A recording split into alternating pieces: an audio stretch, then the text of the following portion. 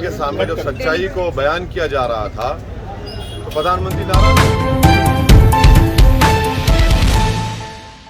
आ गए थे prime minister के ऊपर, और ये जो फार्मर्स मरे थे वो प्राइम मिनिस्टर के वजह से मरे थे बल्कि सत्यपाल मलिक आज कल एक स्टेटमेंट में कहा। इस पे आपका क्या कहना है? सत्यपाल मलिक साहब गवर्नर है और एक कॉन्स्टिट्यूशनल पोस्ट पर है। जब वो देश के प्रधानमंत्री से मिले और उन्होंने जो कुछ बातें कही है कि 500 बल्कि 700 किसान जो जिनकी मौत हुई है 3 फार्मूलाज के तहत, यकीनन वो तो मोदी सरकार की जिम्मेदार है। मगर सबसे अहम बात यह है कि एक गवर्नर ये कह रहा है कि प्रधानमंत्री के सामने जब सच्चाई को बयान किया जा रहा था तो प्रधानमंत्री नाराज हो गए। तो इससे ये बात जाहिर होती है कि प्रधानमंत्री देश की जनता तो छोड़िए, प्रधानमंत्री अपनी सरकार के अपॉइंटेड गवर्नर की सच्चाई को सुनने के लिए तैयार नहीं है। तो इससे देश के प्रधानमंत्री श्री नरेंद्र मोदी का अहंकार और उनका सच्चाई को नहीं सुनना और ना मानना, ये इस बात को बताता है कि प्रधानमंत्री देश की जनता की तकलीफ से बिल्कुल दूर है। वो यकीनन एक ऐसे बादशाह हैं जो सिर्फ अपनी तारीफ सुनना चाहते हैं। तो वो सच्चाई को, क्रिटिसिज्म को वो सुनने के लिए तैयार नहीं है और उन्हें जो कुछ कहा सही है। और ये जो किसान लॉस को जो वापस लिया गया, मैंने उस वक्त भी कहा, आज भी कह रहा हूँ कि बीजेपी ने हालत मजबूरी में किया, क्योंकि उनको नज़र आ रहा था कि ज़मीन खिसक रही है उत्तर प्रदेश में, पंजाब में, उत्तराखंड में, इसीलिए उन्होंने हालत मजबूरी में, पॉलिटिकल कंपल्शन था। मगर ये बड़ी अफसोस की बात है कि जो एक गवर्नर कह रहे हैं, हम ये चाहते हैं कि देश के प्रधानमंत्री या तो उसका बताएं कि क्या वो बात सच कह रहे हैं सत्यपाल मलिक साहब, क्योंकि ये सब सही है, सब जानते हैं कि प्रधानमंत्री सिर्फ तारीफ सुनना चाहते हैं। सर, जो हालात हैं कोविड को लेकर, उस पर उत्तर प्रदेश में और पंजाब में जो रैलियों को लेकर प्रधानमंत्री ने एक पहल की है कि रैलियां कम की जाएं और ई-रैलीज किए जाएं, इस पर आपका क्या कहना है? देखिए, बीजेपी की तरफ से रैलीज हो रही है, सब पार्टी की तरफ से रैलीज हो रही है, हमारी पार्टी भी रैली कर रही है। अब इलेक्शन कमीशन के आचार संहिता लगने के बाद ये देखना पड़ेगा, मगर सबसे अहम सवाल ये है कि देश के प्रधानमंत्री और बीजेपी सरकार ने जो बूस्टर शॉट का जो हमने डिमांड किया था वो अब तक क्यों नहीं लगाया? आपने सितंबर में ऑर्डर क्यों नहीं दिया उसको? आज आपने बायोलॉजिकल ई को दिया है ऑर्डर, कब दिया आपने? और वो कब आएंगे वो जो प्रिकॉशनरी या बूस्टर शॉट बोल रहे, और वो सिर्फ इमरजेंसी है। बूस्टर शॉट लगना चाहिए हमारे हेल्थ वर्कर्स को, फ्रंटलाइन वर्कर्स को, मगर वो है ही नहीं ना। वैक्सीन कहाँ है? वो तो जनवरी के एंड में आएगा। तो आप बूस्टर शॉट लीजिए, बूस्टर शॉट मुहैया कराइए देश की जनता को।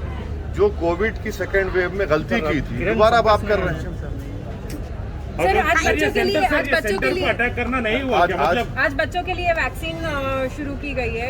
हम आपके जरिए से, बल्कि हमारे पूरे पार्टी के जिम्मेदारान भी कोशिश कर रहे हैं कि 15 साल और 18 साल के दरमियान में जो आज वैक्सीनेशन का आगाज़ हुआ है, MIM पार्टी पूरी जनता से अपील करेगी कि फ़ौरन 15 और 18 साल के दरमियान के बच्चे और बच्चियों को फ़ौरन वो ये वैक्सीनेशन लगाना का काम करने का शुरू। सर, MIM ओपनली आतिकी अहमद को और उनके बेटे को सपोर्ट कर रहे हैं, उसका नहीं, देखिए, अतीक साहब तो हमारी पार्टी में हैं, तो अजय मिश्रा टेनी, उनका बेटा जिस पर मर्डर का मुकदमा है, वो यूनियन कैबिनेट के मंत्री हैं, और बीजेपी के पास अभी मौजूदा उत्तर प्रदेश में 37% ऐसे MLAs हैं जिन पर क्रिमिनल चार्जेस हैं। तो और फिर भोपाल की MP हैं जिन्होंने गोडसे की तारीफ की। ये सब चीज़ें हैं।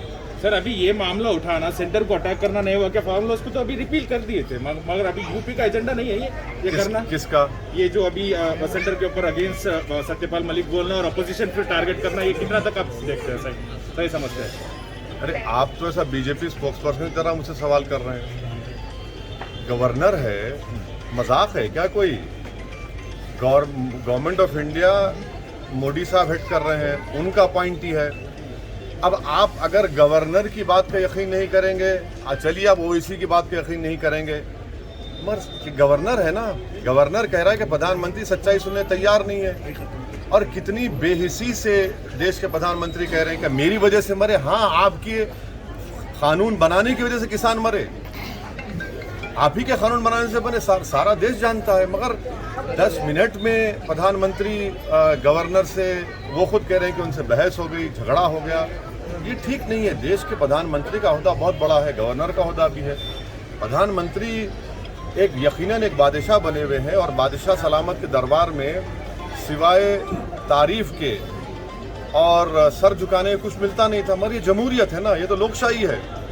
कोई भी आकर किसी के बारे में कह सकता है, मेरे बारे में कह सकता है। तो हम तो उम्मीद करेंगे कि प्रधानमंत्री और ज़्यादा सच्चाई को सुने। कड़वी ज़रूर है, जैसा कि बेरोजगारी बढ़ चुकी है। ये प्रधानमंत्री अगर नहीं सुनना चाह रहे तो हम पुकार कर कह रहे हैं कि आप तक पहुंच जाए ये बात। सर आखिरी सवाल, गिटहब पे आपका कुछ कहना है? महाराष्ट्र में जो अभी ऑनगोइंग इश्यू है गिटहब का इश्यू जो चल रहा है अभी, अरे हैदराबाद के 2 लड़कियों को, हाँ, हैदराबाद के भी मैंने पूरे देश के जो मुसलमान पढ़े लिखे महिलाएं हैं, पढ़े लिखे हैं, काबिल हैं, अपने आप में काबिल हैं, उनके ताल्लुक से आप उनके हर्राज का ऐलान करते हैं, उनके ऑक्शन का ऐलान करते हैं।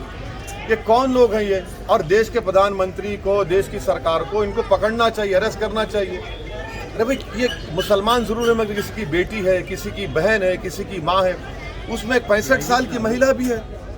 एक गंदगी की हद हो गई है। ये तो दीमक की तरह देश को खा रहे हैं। हम उम्मीद करते हैं कि गवर्नमेंट ऑफ इंडिया और ख़ास तौर से MHA में जो काउंटर रेडिकलाइजेशन सेल है वो हरकत में आए। काउंटर रेडिकलाइजेशन सेल तो सिर्फ मुसलमानों के लिए इस्तेमाल होता, इनके लिए इस्तेमाल करें ना। आखिर कौन है ये लोग जितने रेडिकलाइज होकर देश के महिलाओं को, देश के बच्चियों को उनकी तस्वीर डालकर इस तरह से उनसे बर्ताव कर रहे हैं? ये तो पूरे देश को कंडेम करना चाहिए इसको।